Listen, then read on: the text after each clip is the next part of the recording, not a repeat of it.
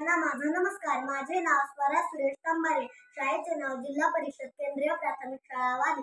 मी इयत्ता 4थी शिकत आहे. मी आज संत गाडगे महाराजांचे महावाचन सप्ताह वाचन केलेले आहे. त्यातून तुम्हाला थोडीशी माहिती सांगत आहे. संत गाडगे महाराजांचा जन्म वरडा शेडगाव येथे एका गरीब कुटुंबात झाला. आई वडिलांनी त्याचे नाव ठेवले डेबू. डेबूच्या लहानपणी वडील वारले, त्यामुळे आई डेबूला घेऊन आपल्या भावाकडे येऊन राहिली.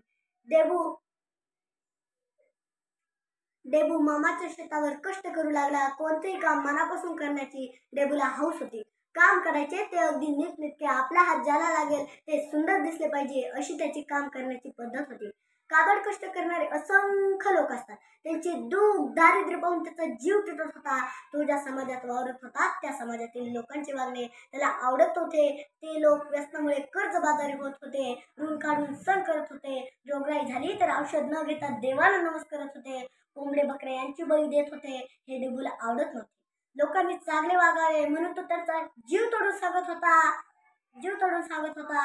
जीव तोडून राबणाऱ्या डेबूला एक वेगळाच अनुभव आला. 4 चांगल्या गोष्टी सांगितल्या तरी आपले कुणी ऐकत नाही. आपल्या शब्दाला वजन नाही. आई आपल्यासाठी राबते, कष्टते म्हणून आपण तिचे ऐकतो. गाडगे महाराजांनी मनाशी ठरवले की मी इतके कष्ट करीन की न बोलताही लोक माझे ऐकतील, त्यांच्या सुधारणा होईल. वयाच्या 29व्या वर्षी गाडगे महाराजांनी घरदाराचा सगळ्या सोयऱ्याचा त्याग केला. सगळी माणसे आपले सगळे सोयरे, सगळे विश्व हेच आपले घर असे मानून ते वावरू लागले. घर सोडल्यानंतर कधी कुणाच्या घरी ते जेवले नाहीत.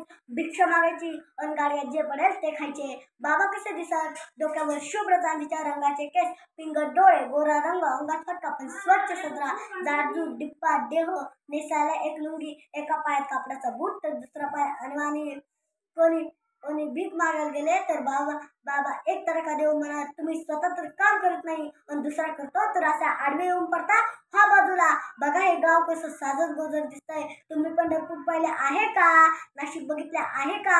आणि देहू आणि आळंदी, महाराष्ट्रातल्या अशा कुठल्याही तीर्थक्षेत्री तुम्ही गेला असाल तर तुम्हाला दिसेल की बाबांनी स्वतः राबून, कष्टून, मदत मागून धर्मशाळा बांधल्या, काही नद्यावर घाट बांधले, पानपोया उघडल्या, गरीब, अनाथ व अपंग लोकांसाठी सदावर्ते सुरू केली, मुलांसाठी महाविद्यालय, वसतिगृहे उभी केली.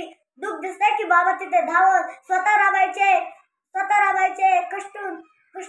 दुःख दिसतंय की बाबा तिथे धावत स्वतः हजर असायचे. लोकांना ही सेवेची प्रेरणा द्यायचे. त्यातून अन्न, वस्त्र आणि अशाच गरजेच्या वस्तू निर्माणाच्या उजाड गावे उभी व्हायची.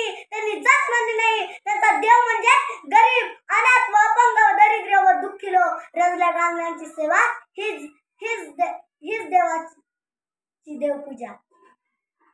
एवढे बोलून मी तुम्हाला एक गाडगे महाराजांच्या कवितेतून एक सांगते. हाती झाडू घेऊन झाडत होते गाव, खरा संत होऊन गेले डेबूजी त्याचे नाव. फाटक्या तुटक्या कपड्यात डोक्यावर काडगे घेऊन समाजकार्य सुरू होतं हातावर भाकर खाऊन. देव मूर्तीत नसे तर देव माणसात असे, माणसात असे. स्वच्छतेचे महत्व जनतेला समजावं. थकत नव्हते